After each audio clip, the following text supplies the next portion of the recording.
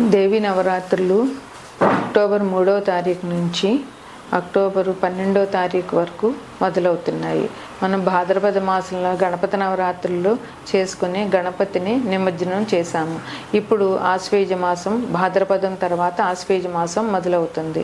ఆశ్వేజ మాసం అక్టోబర్ 3వ తారీఖు నుంచి 12వ తారీఖు వరకు ఉన్నది.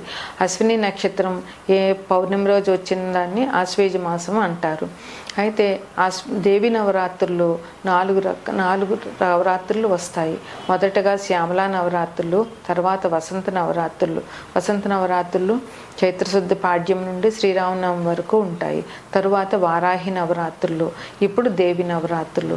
దేవి నవరాత్రులు అంటే అమ్మవారిని పూజ చేయడం. అమ్మవారు లక్ష్మీ, సరస్వతి, త్రిపుర సుందరి, దుర్గాదేవి మూడు అన్నీ కలిపే శక్తి రూపిణి. అమ్మవారు మూడు పేర్లతో లక్ష్మీ, సరస్వతి, పార్వతి అని ఉన్నా కూడా అన్నీ కలిగిన అమ్మవారి అవతారం దుర్గాదేవి, లలితాదేవి. ఏదైనా మనం పిలుచుకోవడంలోనే ఉన్నది. అమ్మవారు ప్రకృతి స్వరూపిణి, శక్తి స్వరూపిణి. అందువల్ల దేవి నవరాత్రులు సాధ్యమైనంత వరకు ప్రతి వారు చేయవలసిందే. మన గణపతిని ఎట్లాగైతే పందిట్లో పెట్టి పూజ చేస్తామో అలాగే దేవిని కూడా పందిట్లో నిలిపి పూజ చేసే ఆచారం ఉంది. ఒక కాలనీ కానీ ఒక ఊరు కానీ అభివృద్ధిలోకి రావాలి అని అంటే అమ్మవారిని మండపంలో నిలబెట్టి పూజ చేయడం వల్ల ఆ కాలనీ కానీ ఆ ఊరు కానీ అభివృద్ధి చెందుతుందని చెప్పవచ్చు. ఎవరింట్లో వాళ్ళు పూజ చేసుకుంటే వారి కుటుంబం వృద్ధిలోకి వస్తుంది. ఇలాగా కాలనీల్లో పూజ చేస్తే ఆ కాలనీ, ఆ ఊరు అభివృద్ధిలోకి వస్తాయి. అంటే ఇది సమాజ శ్రేయస్సు కోరుకునే వారందరూ కూడా ఇలాగా అమ్మవారిని ప్రతిష్ఠ చేసుకుని అమ్మవారి పూజ చేయడం అన్నది చాలా మంచి పద్ధతి. అమ్మవారి 4వ రోజు అవతారం అన్నపూర్ణాదేవి. ఆదివారం చవితి 6/10/2024 అన్నపూర్ణాదేవి అవతారం. అన్నపూర్ణాదేవి అవతారానికి మీనరాశి వారు అన్నపూర్ణాదేవిని పూజించాలి. మీనరాశి వారు అన్నపూర్ణాదేవిని పూజించాలి. ఎందువలనంటే మేనరాశిలో శుక్రుడు ఉచ్చను పొందుతాడు.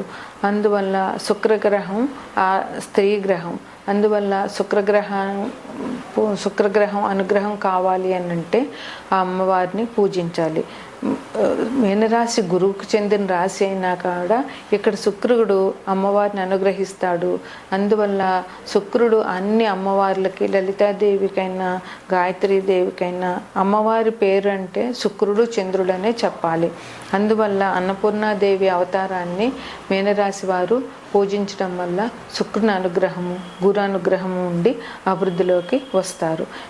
అమ్మవారికి గంధం రంగు కానీ పసుపు రంగు కానీ చీరని సమర్పించి దద్దోజనం, క్షీరాన్నం నైవేద్యంగా పెట్టాలి. శుక్రుడు స్త్రీలకి సౌభాగ్యాన్ని ఇస్తాడు. శుక్రుడు మన విలాసాలకి, వినోదాలకి, మన ఇల్లు కొనుక్కోవాలన్నా, వాహన సౌఖ్యం కావాలన్నా, ఇంటి సౌఖ్యం కావాలన్నా శుక్రుడు అనుగ్రహం ఉండాలి. స్త్రీలు సుఖంగా సంతోషంగా జీవించాలి, భర్త ప్రేమ పొందాలి అని అంటే శుక్రుడి అనుగ్రహం తప్పకుండా ఉండాలి. అది శుక్రుడు మీనరాశిలో ఉచ్చ పొందుతాడు. ఉచ్చ అంటే ప్రతి గ్రహానికి కూడా స్వరాశి, ఉచ్చరాశి, నీచరాశి అని ఉంటాయి. నీచరాశిలో ఉంటే ఆ గ్రహం తన ఫలితాలని ఇవ్వలేదు, తన బలాన్ని కోల్పోతుంది. స్వక్షేత్రం అంటే తన క్షేత్రంలో ఉంటే శుక్రునికి రెండు ఇళ్ళు ఉన్నాయి. అవి ఏంటంటే వృషభం, తుల. అయితే ప్రతి గ్రహం కూడా ఒక రాశిలో ఉచ్చ పొందుతుంది, ఒక రాశిలో నీచ పొందుతుంది. శుక్రుడు మీనరాశిలో ఉచ్చ పొందుతాడు, కన్యలో నీచ పొందుతాడు. అంటే కన్యలో ఉన్న శుక్రుడు మనకి బలాన్ని ఇవ్వలేడు, గ్రహం బలాన్ని కోల్పోతుంది. కనుక ఆ రాశిలో ఉన్న శుక్రగ్రహం ఆ రాశిలో వారికి ఎటువంటి శుభాన్ని ఇవ్వలేదు. అదే మీనరాశిలో ఉన్న గ్రహం శుక్రగ్రహం మా రాశిలో పుట్టిన వారికి, ఆ రాశిలో జన్మించిన వారికి, ఆ శుక్ర దశ నడుస్తున్న వారికి, గురు మహాదశ నడుస్తున్నా, శుక్ర అంతర్దశ నడుస్తున్నా కూడా వారికి చాలా అభివృద్ధిని అన్నీ ఇస్తుంది. మనం ఏ సౌఖ్యం కావాలన్నా కూడా శుక్రుడు చతుర్థ